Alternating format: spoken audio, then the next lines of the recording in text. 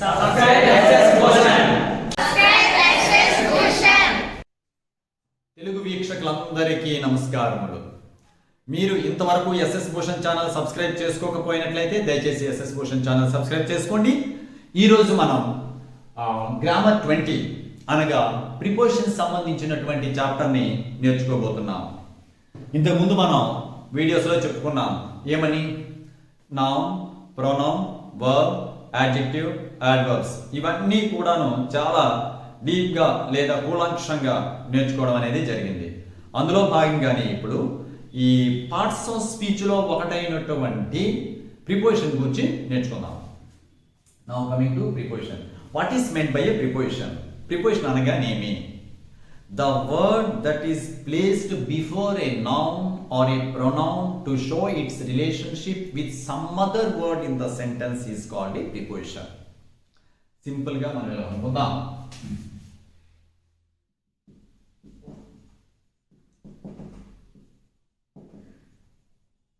So in this sentence, the book is the table. Is there any meaning? దీనికి ఏదైనా అర్థం ఉందండి? లేదు. అంటే ఇక్కడ ఏదో ఒకటి మిస్ అవుతుంది. ఆ మిస్ అయినటువంటిది ఆన్ అన్నటువంటి వర్డ్ మనం అనుకుందాం. అంటే సహజంగా మన అలవాటు ప్రకారంగా మనకు తెలిసినటువంటి చిన్నప్పటి నుండి చెప్పిన దాని ప్రకారంగా ఆన్ అనేది అక్కడ రాసుకోవాలి కదా.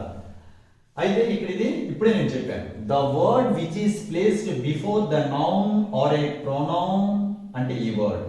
The word which is placed before a noun are A pronoun to show its relationship with some other word in the sentence is called a preposition.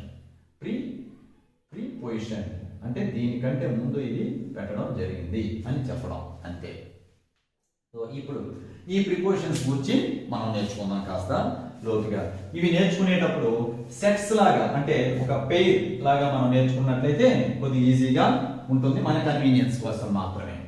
ఇప్పుడు మొదటిగా ఆన్ అండ్ ఇన్, ఈ రెండు కూడాను టైం అండ్ ప్లేస్ కి సంబంధించినటువంటివి. On అనేది days కి, dates కి మరియు స్పెషల్ అకేషన్స్ కి వాడేది ఆన్. ఉదాహరణకు he came to me on Wednesday, on Thursday, on Friday. Okay, he met me on Thursday. YSR అంటే ఇక్కడ ఇదంతా బేస్ సంబంధించినటువంటి example. YSR died on 2nd September. This is an example for date 2009. ఇక్కడ in 2009 అనొచ్చు, comma పెట్టి ఇలా 2009 అని కూడా అనొచ్చు. ఆ తర్వాత యూసేజ్ లో ఎలాగని చెప్తాను. I bought this watch on my brother's marriage, on my brother's birthday. On, okay, on.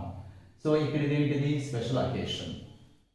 Next, in is used before years, seasons, countries and parts of the day. The Congress came to power in 1991. It is year. So here in 1991. Daffodils are available dash rainy season. In rainy season. In is used before seasons. My friends are there dash Russia. In Russia. In the USA. In the UK. Countries. Okay. Before countries you have to use in. He plays tennis in the morning, in the afternoon, in the evening, before parts of the day. అంటే ఉదయం పూట, మధ్యాహ్నం పూట అన్నటువంటి వచ్చేటప్పుడు ఒక రోజులో ఒక భాగాన్ని ఉద్దేశించి చెప్పేటప్పుడు కూడా ఇన్ అన్నటువంటిది వాడుతాము.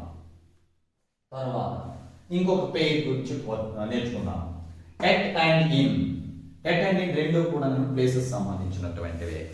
ఎట్ అన్నటువంటిది స్మాలర్ ఏరియాకి లేదా స్మాల్ ప్లేస్ అంటే ఏదైనా విలేజ్, స్ట్రీట్ అని అర్థం వచ్చేటప్పుడు ఎట్ అనేది వాడతాం. పెద్దవి వచ్చేటప్పుడు అయితే పెద్ద ఏరియాస్, బిగ్గర్ ఏరియాస్ ఏదైనా వాడేటప్పుడు సిటీస్, టౌన్స్ అనేటప్పుడు అనమాట వాడేది in. He works at Malakpet. He resides at Kailasagiri. Okay, the same sentence is extended like this. అదే సెంటెన్స్ కాస్త పొడిగించని చూడండి. He works at Malakpet in Hyderabad. Hyderabad అన్నటువంటి పెద్ద సిటీలో, నగరంలో మల్క్పేట్ అనేది చిన్నది కనుక ఎట్ వాడాము దాని ముందు. హైదరాబాద్ అనేది చాలా పెద్దది కనుక ఇన్ అన్నటువంటిది వాడాము. ఒక సెంటెన్స్ లోనే రెండు నేర్చుకున్నాం. సో ఇది కూడా అదే. Philomena is in Kurnool, is in Nellore. Is in Chittoor. Gracie works in the USA. The UK అని ఇప్పుడే చెప్పుకున్నాం. కంట్రీస్ ఇంకేదైనా సరే పెద్ద పట్టణాలు వచ్చేటప్పుడు ఇన్ అన్నటువంటిది వాడతాము అని. దీనికి తర్వాత వద్దాం.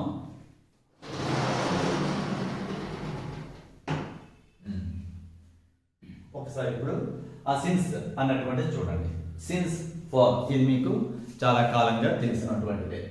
పాయింట్ ఆఫ్ టైం అని అంటారు. పాయింట్ అంటే ఏంటి? స్పెసిఫిక్గా ఒక డేట్ అని, ఒక ఇయర్ అని, టైం అంటే 3 PM 4 PM అని మెన్షన్ చేసేటప్పుడు వాడేది సిన్స్ కదా.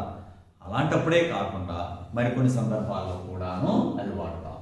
We have been living in Vijayawada since 2001.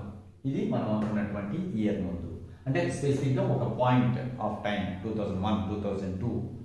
Next Sai Tanmay or Sai has been watching TV since 3 PM. 3 PM అనే దాని ముందు ఒక స్పెసిఫిక్ టైం అంత మెన్షన్ చేశారు కనుక సిన్స్.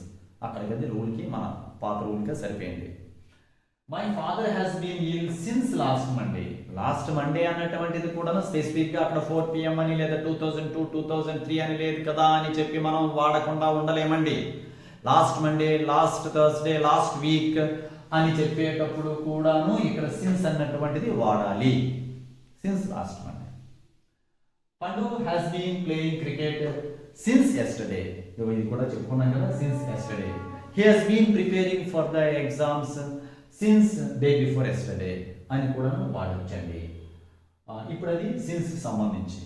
ఫర్ విషయానికి వచ్చినట్లయితే for Tanmay eats for a long time. చాలా ఎక్కువసేపు తింటాడు వీడు లేదా తింటుంది ఈ అమ్మాయి అని చెప్పేటప్పుడు Tanmay eats for a long time. అదొక డ్యూరేషన్, కాల వ్యవధిని తెలియజేస్తున్నాం. అక్కడ 2 to 4 తింటాడా లేదా 4 to 6 తింటాడా అన్నటువంటి తర్వాత మాట. మొత్తానికి ఒక కాల వ్యవధి గురించి తెలియజేసేటప్పుడు వాడవలసినటువంటిది ఏంటంటే for. Parjanya has been preparing for IIT for the last few days. గత కొద్ది రోజులుగా, 5 రోజులు అవ్వచ్చు, 10 రోజులు అవ్వచ్చు, నెల రోజులు అవ్వచ్చు. For must be used.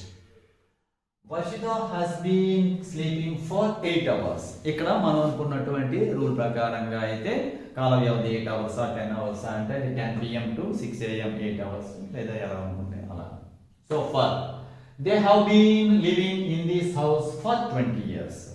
For 20 okay gap 2001 to 2020 లేకపోతే 1980 to 2000 ఏది అనుకున్నా సరే మొత్తానికి ఇక్కడ పీరియడ్ ఆఫ్ టైం అని మెన్షన్ చేయటం వల్ల అక్కడ ఫర్ అన్నటువంటిది వాడతాం. Jayanthi studies only for a few hours every day. Jayanthi అన్నది ఫర్ ఏ ఫ్యూ అవర్స్. ఇక్కడ కూడా చూసారా, ఫర్ 5 hours 6 hours అనలేదు, ఫ్యూ అవర్స్, కొద్ది గంటలు మాత్రమే రోజు చదువుతాం. ఎక్కువ చదివితే బుర్ర పేరిపోతాను భయంకి, ఎక్కువ చదవదు. So for a few hours. Next in అన్నటువంటిది ఎలా వాడటం చూద్దాం. ఇది కాస్త ఇంట్రెస్టింగ్ గా ఉంటుంది. In before bed. Rishitha is in bed now అంటే ఇక్కడ అర్థం ఏంటంటే సాధారణంగా ఒక అమ్మాయి పడుకుంది ఇంకాను అని అర్థం, పడుకుంది అనేటప్పుడు అనుకుంటా రిషిత ఈజ్ ఇన్ బెడ్.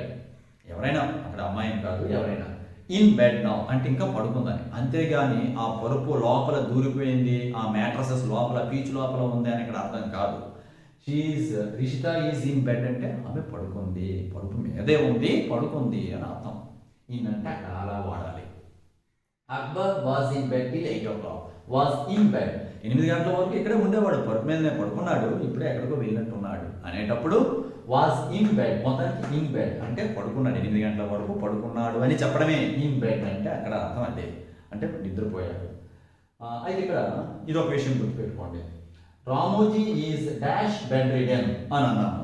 ఇలాంటి సందర్భంలో బెడ్ అన్నటువంటి వర్డ్ ముందు ఇన్ పెట్టమన్నారు కదా అని ఇక్కడ Ramoji is in bed ridden wrong usage, అలా వాడకూడదు. ఇక్కడ ఏ ప్రిపోజిషన్ రాదు, రామోజీ ఈజ్ బెడ్ రిడెన్ అంతే, ఆయన మంచం పట్టేశాడు అని చెప్పడం అంతే. అయితే ఇక్కడ కండిషన్ రాసాం అనుకుందాం. రామోజీ ఈజ్ ఇన్, అప్పుడు Ramoji is in bed ridden condition, ఆయన మంచం పట్టే స్థితిలో ఉన్నారు అనేటప్పుడు అప్పుడు అలా అయితే ఇన్ అనేటువంటిది పెట్టొచ్చు. ఇప్పుడు next one, sit takes the preposition on even before bed. ఇక్కడ ఏమనుకున్నాం, బెడ్ అనే వర్డ్ ముందు ఇన్ పెట్టమని చెప్పాను కదండి. కానీ బెడ్ అనేది వచ్చినప్పటికీ కూడా సిట్ అనే వర్డ్ కనుక వస్తే, బెడ్ ముందు సిట్ అనేది వర్డ్ కనుక వచ్చినట్లయితే ఆ సిట్ కి బెడ్ కి మధ్యలో ఆన్ పెట్టవచ్చు. For example, Roshali is sitting on the bed. On the bed. Okay? The boys are sitting on their beds. On their beds. On అనేది వాడాలి, ఇక్కడ వాడాలి, వాడొచ్చు కాదు, వాడాలి. Sitting on, sitting in there beds అనకూడదు ఇక్కడ. అలాగే in is use in all cases except with SIT. మిగతా అన్ని సందర్భాల్లో ఇన్ వాడచ్చు, ఒక సిట్ అనే వర్డ్ వచ్చేటప్పుడు మాత్రమే. ఇది ఒక ఉదాహరణకు, Lakshmi is in her seat. Lakshmi is ఇక్కడ కనిపించట్లేదు కదా మీకు, Lakshmi is in her seat అంటే ఆమె తన చైర్లో ఉంది. The principal is in his chair. Is in his chair అనేటప్పుడు ఆయన కుర్చీలో ఆయన ఉన్నాడు అని చెప్పడానికై అక్కడ వాడతాం, ఇన్ అన్నటువంటిదే వాడతాం, ఒక సిట్ అనే వర్డ్ వచ్చేటప్పుడు తప్ప. అయితే ఇంతకు ముందు తర్వాత చెప్పాను కదండి, ఇది ఒకటి. But in is used after SIT when it means that a person is sitting in the vehicles. ఇందాక సిట్ తర్వాత అనమాట, ఇక్కడ ఏది, ఇక్కడ సిట్ కి ముందు అనమాట ఆన్ అన్నటువంటిది వాడాలని చెప్పుకున్నాం కదా. కానీ ఈ ఇన్ అన్నటువంటిది సిట్ తర్వాత, is used after SIT, SIT తర్వాత వాడచ్చు. ఎప్పుడు? when it means that a person is sitting in the vehicles. For example, Namrata is sitting in the car. Namrata is sitting in the car. Sitting dash the car అనేటప్పుడు in the car, in the bus అని అనాలే తప్ప ఇక్కడ sitting on the bus అనకూడదు. అంటే bus ఎక్కి ఎక్కడో నెత్తి మీద కూర్చోందని ఇక్కడ అర్థం రాకూడదండి. So sitting in the bus, in the car, sitting in the auto అని వాడాలి తప్ప ఇక్కడ సిట్ తర్వాత ఆన్ పెట్టమన్నాను కదా అని చెప్పానమాట. Sitting on the bus stop, sitting అని చెప్పి మాత్రం ఇక్కడ సిట్టింగ్ ఆన్ ద బస్ అంటే అక్కడ ఎక్కడో పైన కూర్చుంది, జీప్ పైన ఎక్కడో కూర్చుంది అని అర్థం వస్తుంది. వెహికల్స్ వచ్చేటప్పుడు వెహికల్స్ లో ఉంది అని చెప్పేటప్పుడు sitting in the car, sitting in the bus, sitting in the auto అని చెప్పి వాడాలి. ఓకే, ఇంతవరకు కూడా నా ఛానల్ సబ్స్క్రైబ్ చేసుకోకపోయినట్లయితే దయచేసి సబ్స్క్రైబ్ చేసుకోవడమే కాక ఈ లింక్స్ ని అందరికీ కూడా పంపించండి. Because SS Bhushan is the only channel that caters to the needs of the viewers in both English and Telugu media. Thank you. మరిన్ని వివరాలతో మళ్ళీ కలుద్దాం. చాలా ప్రిపరేషన్స్ ఇంకా ఉన్నాయి, నేర్చుకుందాం.